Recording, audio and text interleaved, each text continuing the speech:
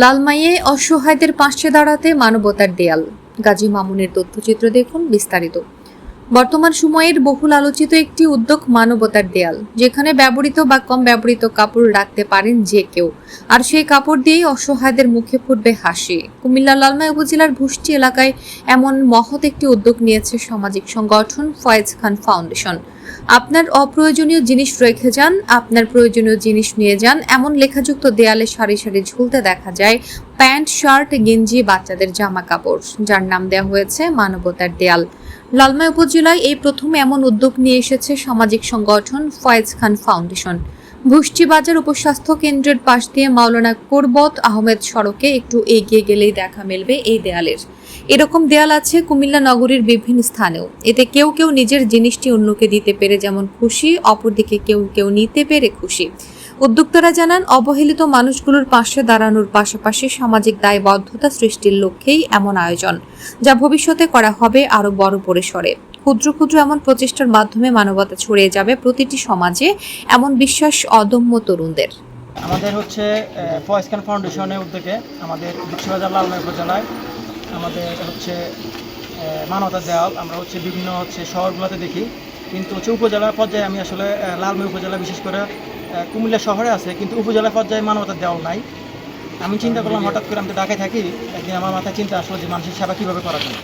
তখন আমি ভাবলাম যে আসলে যদি কাউকে একটা জামা কিনে দিই, সে এটা হচ্ছে নিজেকে একটা ছোটো মনে করে, বা যে আমি তাকে একটা জামা কিনে দিলাম, সে নিজেকে আনন্দিত মনে করে। কিন্তু আমি চিন্তা করলাম, তাহলে আমি মানবতার দেওয়াটা দিলে এখানে মানুষের বাসা প্রয়োজনীয় কাপড় বা কারো হচ্ছে কি নতুন কাপড় হোক, পুরাতন কাপড় হোক, এখানে রাখলে যে কোনো মুহূর্তে নিতে পারবে, কোনো সমস্যা নেই।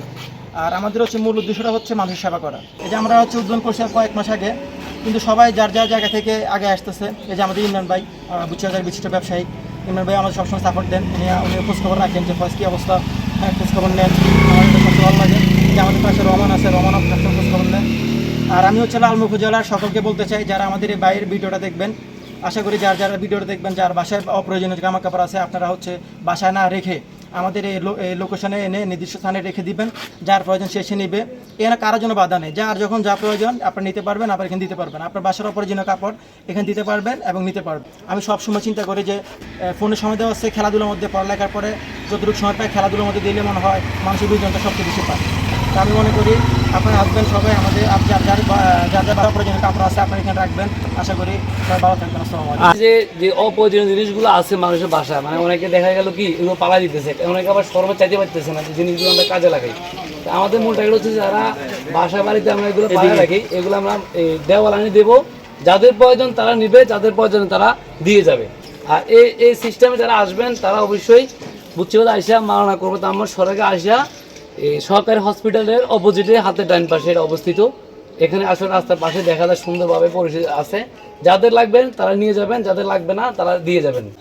যেমন মনে করেন একজনে একটা জামা নাই, গা দিতে পারেন না, ইয়ানো আয় দেখছি অন্যরা দিয়েছে, এই হিসেবে ইয়ানতুন একটা জামা পছন্দ হয়েছে নিয়ে গেছে। এটা খুব ভালো করছে আমি মনে করি।